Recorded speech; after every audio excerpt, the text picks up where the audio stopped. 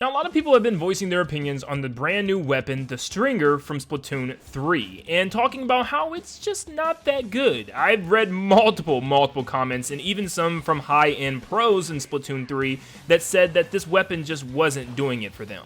Well, I decided to go in and check it out myself, and obviously played about 2 to 3 hours with the weapon itself to finally get a verdict of my own. And at first, I was on the same page. Yes, in the very beginning, I was thinking this would be one of the worst weapons in the entire game, and I just couldn't figure it out. But I think it's one of the few weapons with an extremely high skill gap. Knowing how to use it is key. After spending most of the Splatfest day trying to figure this thing out, by the very end, I think I was starting to even like it a little bit, and let me share with you what I think about this. So this weapon, for one, does have a one-shot kill, but you have to get all 3 projectiles to hit your enemy, which is very, very unlikely from a far distance. You have to be very, very close, and it's probably a last-minute resort in order to kill somebody if they're rushing you. You're probably not going to get this very often. Now, I think that's the thing that's kind of, in people's head as the weird factor of this weapon. Like, it's an arrow. Like, one arrow should be enough to kill somebody, especially if you hit them in the head.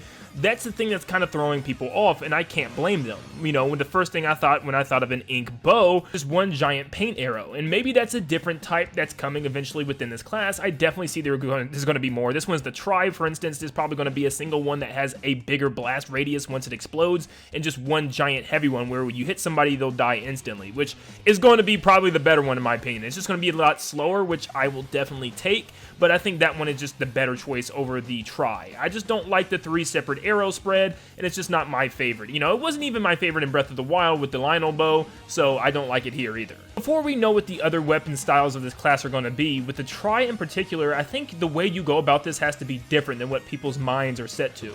Because at first, I thought the same thing. After being a charger main, I kind of was using this as a charger, trying my best to just one-shot kill, wait, reload, and try to shoot people in the head with these arrows. But the mindset for this weapon has to be you're not going for single kills. You want to help your team eliminate people and cover range as much as you can. You are going to be the assist guy. Literally, almost all of your kills are going to come from assist, and you need to just remember that. Your job is just to do chip damage and let your teammates either finish them off or start them off in order for you to finish them off. You need to just do your small amounts of damage that will eventually add up. Don't worry about single shot kills. They will come when you get up close. But you know what? I think of this weapon as, I think of it as a charger that shoots out splat bombs. That's what you have to think of. You want to lay these splat bombs in good positions and kind of lead your opponent so that way they swim into the bombs and take the explosion to the head, making them extremely weak, able for you to finish them off or for your teammates to finish them off. You don't always want to make sure the arrows hit them in the head.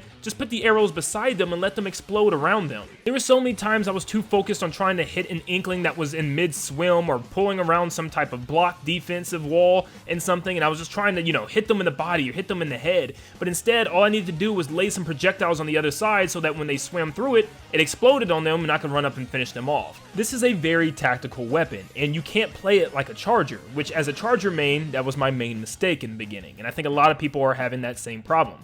Play it as more of a projectile. Use it as if it's your subs that you're firing off instead of your main weapon. You want to lay these things in a perfect position in order to trap your opponents. Now, one-shots will come. You will have a lot of opportunities where someone's running towards you and you can get those one-shots off, or someone's standing still and you have a perfect way to get them off. Now, if you want to go for one-shots, I feel like the best choice is to do a vertical shot by jumping, because all 3 arrows kind of line in a vertical line in order to line up with the Inkling's body. So that works the best, and it worked the best for me. Horizontal will work too, so just make sure you line up those shots real closely before you fire. Now, I'm not going to say this is my favorite weapon in the game right now. No, not at all. I still rather much prefer my charger. I'm just really good with it, and it's just always going to be like that for me.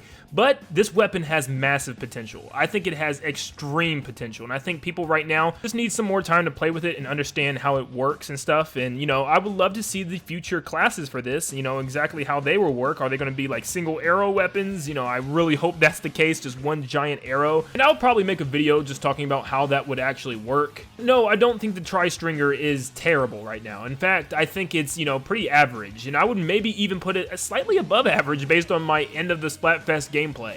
and I think it's still a lot better than the Splatana Wiper. I think that weapon is very bad, so this is definitely a plus. Of course, like always, let me know down below what you think of this weapon. Do you guys like it? Did you guys kind of have a game-changing moment where you realized that this was actually better than you thought? Because like I said, when I started off, I thought this was a terrible weapon. After spending a lot of time with it and realizing that it was to, you know, help my teammates get kills as well and work in tandem with them, this thing actually turned out to be one of my favorites within the entire Splatfest, not gonna lie. So I don't think it's a great weapon. I still think it needs a lot of time to practice with. I still would like to see more classes with this and, you know, more variants of this bow, but I definitely did have fun towards the end. But like I said, let me know what you guys think, and thank you so much for tuning in. If you like this video, make sure you leave a like and subscribe to stay up to date on all things Splatoon all the time. And like always, I'll see you on the next one. See you guys.